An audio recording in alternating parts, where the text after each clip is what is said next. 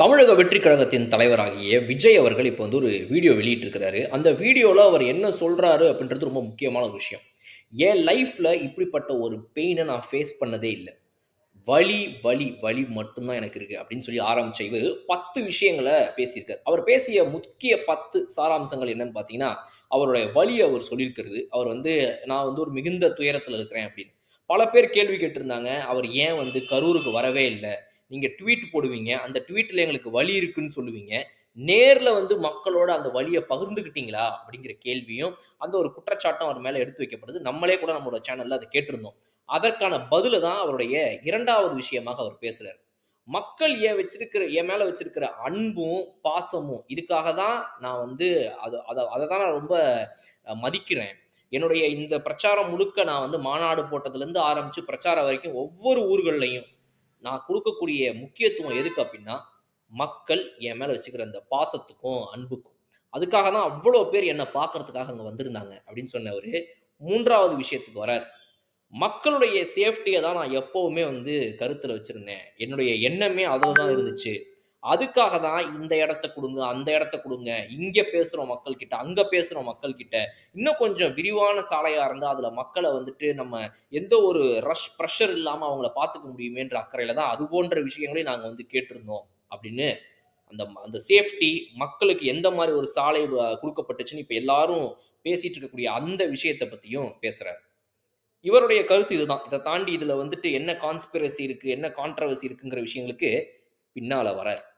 4வது விஷயம் விஜய் அவர்கள் என்ன சொல்றாரு அப்டின்னா, எனக்கு போகணும்னு தான் இருந்துச்சு. இவ்வளவு பெரிய வலியோட கரூர்ல இருக்கக்கூடிய அந்த ஹாஸ்பிட்டல்ல இருந்த மக்கள, தொண்டர்கள, என் உறவுகள பார்க்காம என்னால எப்படி முடியும்? எப்படி சென்னைக்கு வர முடியும்? நான் அங்க போறதுக்கு முயற்சிகள எடுத்தேன். அங்க போகணும்னு நான் கேட்டேன்.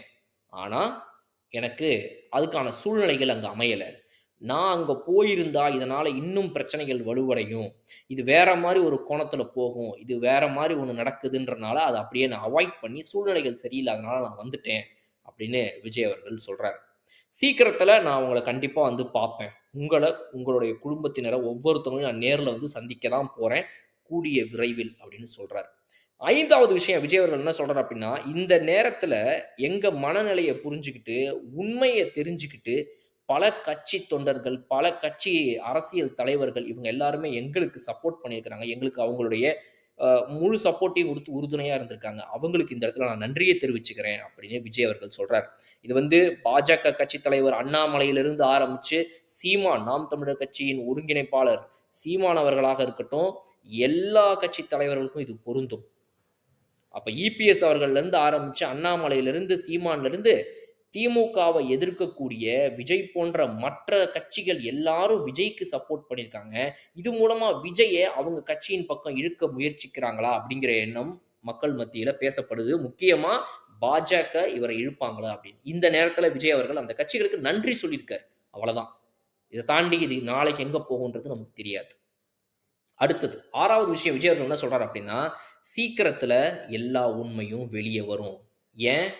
மத்த ஊர்களுக்கு நான் போயிருந்தேன். பிரச்சாரத்துக்கு போனேன். இங்க தான் விஷயங்கள ஆரம்பிக்கிறாரு. முதல் 5 விஷயம் நார்மலா பேசிட்டு அடுத்து வராரு. மத்த ஊர்களுக்குலாம் நான் போனேன். எங்கேயுமே நடக்காது. கரூர்ல மட்டும் ஏன் நடந்துச்சு? இத எல்லாரும் கேட்கறாங்க.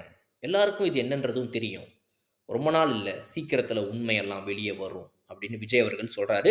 இது வந்து தாவேக கட்சியின் சார்புல அவங்க தொடுக்கப்பட்டிருக்கிற இந்த லீகல் விஷயங்கள்ல வந்துட்டு சட்ட ரீதியான நடவடிக்கைகள்ல அவங்க இந்த விஷயத்த முன்னெடுத்து வைக்கிறாங்க. அதையே விஜய் அவர்களும் வந்து முன்னின்று இன்னைக்கு சொல்றாரு. நாங்க இதுல சந்தேகப்படுறோங்கிறத சொல்லாம சொல்றாரு. ஏற்கனவே சிஎம் அவர்கள் சொல்லியிருந்தாரு. இது போல வந்துட்டு எந்த ஒரு வதந்திகள கலப்பக்கூடிய விஷயங்கள பேசக்கூடாது. அப்புறம் உங்க மேல் நடவடிக்கை எடுக்கப்படுங்கிற மாரி, இப்ப சில யூடியூபர்ஸ்லாம் அரெஸ்ட் செய்யப்பட்டிருக்கிறாங்க. சோசியல் மீடியா பேஜஸ்லாம் வந்துட்டு முடக்கப்பட வேண்டிய நிலைமைக்கு போய்க்கிட்டு இருக்குது. அப்படிப்பட்ட நேரத்துல இந்த மாரி ஒரு விஷயத்த விஜய் அவர்கள் போட்டு கிளப்பி விட்டுருக்கிறாரு. இன்னும் எவ்வளவு பேர் இப்போ வந்துட்டு கான்ஸ்பிரசி பேச போறாங்க. இந்த கான்ஸ்பிரசினால வந்து எத்தன பேர் அரெஸ்ட் செய்யப்பட போறாங்கன்னு தெரியல. சிஎம் சார் ரெடி ஆவுங்க. எத்தன பேர வேணாலும் நீங்க அரெஸ்ட் பண்ணுங்க. ஆனா உண்மைய மறைக்க முடியாதுன்ற மாரி அவரு பேசியிருக்காரு. அடுத்து 7வது விஷயம். விஜய் அவர்கள் என்ன சொல்றாரு அப்டின்னா, எங்களுக்கு தரப்பட்ட இடத்துல நாங்க பேசுனோம். அத தவிர நாங்க வேற எந்த தப்புமே பண்ணலங்க. எஃப்ஐஆர போடுறீங்க. யார் மேல? என்னுடைய கட்சி தொண்டர்கள் மீது, என்னுடைய கட்சி நிர்வாகிகள் மீது, அது மட்டும் இல்லாம சோசியல் மீடியால எங்களுக்கு சப்போர்ட் பண்ணக்கூடியவங்க மீதும் நீங்க கேஸ் போடுறீங்க. ம். அப்படின்னு பேசிய விஜய் 9வது விஷயத்துக்கு வராரு. சிஎம் சார், உங்களுக்கு என்ன ஏதாவது பழி வாங்கணும்னு தோணுச்சுன்னா, என்ன பழி வாங்குங்க. என்ன எத வேணாலும் பண்ணுங்க. இதோ இங்க தான் என் வீட்ல இருப்பேன். இல்லன்னா ஆஃபீஸ்ல இருப்பேன். அத விட்டுட்டு என்னுடைய மக்கள தொடாதீங்க. என்னுடைய உறவுகள, சொந்தங்கள தொடாதீங்க. என்ன என்ன வேணா பண்ணுங்க. அப்படின்னு விஜய் அவர்கள் சொல்றாங்க. விஜய் அவர்கள் வந்து ஆக்ரோஷத்தின் உச்சக்கட்டத்த உள்ளுக்குள்ள வச்சுக்கிட்டு, இன்னைக்கு மக்களுடைய அந்த வலியவும், தன்னுடைய கட்சி ஏன்னா யார் வேணா எடுத்துக்கோங்க. விஜய் அவர்கள் சொன்னது அவருடைய அவருடைய நடவடிக்கைகள் வந்து அவரோ, அவருடைய கட்சியினரோ வந்துட்டு நேர்ல போகலன்ற தவறுகள பத்தி நம்ம கூட பேசியிருந்தோம். சரிதான். ஆனா, அதெல்லாம் தாண்டி என்ன நம்பி வந்த கூட்டத்துல 40 பேர் இன்னைக்கு செத்து போய்ட்டாங்கன்ற அந்த வலி இருக்கும்ல. அப்ப அதுக்கு யாரு காரணம்? எப்படி நடந்துச்சு? இது கூட்டத்தின் நெரிசல் மட்டும் தானா? என்ன நடந்துச்சுன்னு எதுவுமே தெரியாம மாட்டிக்கிட்டு முழிக்கிற அந்த இடம் இருக்குல்ல. இன்னைக்கு நம்மளே ஒரு வீட்ல ஒரு ஃபங்ஷன் நடத்துறோம். நம்ம ஃபங்ஷனுக்கு வந்தவங்களுக்கு ஏதாவது ஒண்ணு ஆயிருச்சுன்னா, நம்ம வீட்டுக்கு வந்தவனுக்கு இப்படி ஆயிருச்சுடா, நம்ம வீட்டுக்கு வந்தவனுக்கு இப்படி ஆயிருச்சுடான்ற அந்த வலி இருக்கும்ல. அது வந்து முழுசா அந்த வீடியோ முழுக்க அவருடைய பேச்சுல தெரியுது. இத நடிப்புன்னு பல பேர் சொல்லலாம். விஜய் அவர்கள் நடிகரா இருப்பா. அட்றா நடிகன்னா நடிகன்டா, செம்மையா நடிக்கிறான்டா இவன் அப்படின்னு பல பேர் இப்ப சொல்லலாம்.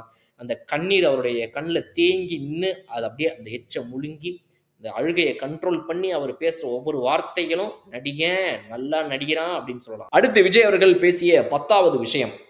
நண்பர்களே, தோழர்களே, நம்மளுடைய இந்த அரசியல் பயணம் இன்னும் ஸ்ட்ராங்கா, இன்னும் தைரியமா தொடரும். நன்றி அப்படின்னு முடிச்சிட்டாரு. இதுதான் விஜய் அவர்கள் பேசியது. விஜய் அவர்கள் பேசிய இந்த மொத்த 4 நிமிஷம் கிட்டத்தட்ட 5 நிமிஷம் கிட்ட வந்திருக்கிற இந்த வீடியோல அவருடைய முக்கிய விஷயங்களா நம்ம என்னென்ன பார்க்கிறோம். இந்த 10 புள்ளிகள் தான். அதுல மிக முக்கியமா அவர் சொல்ல வர்றது, என்னுடைய கட்சி இன்னும் தொடர்ந்து செயல்பட போகிறது.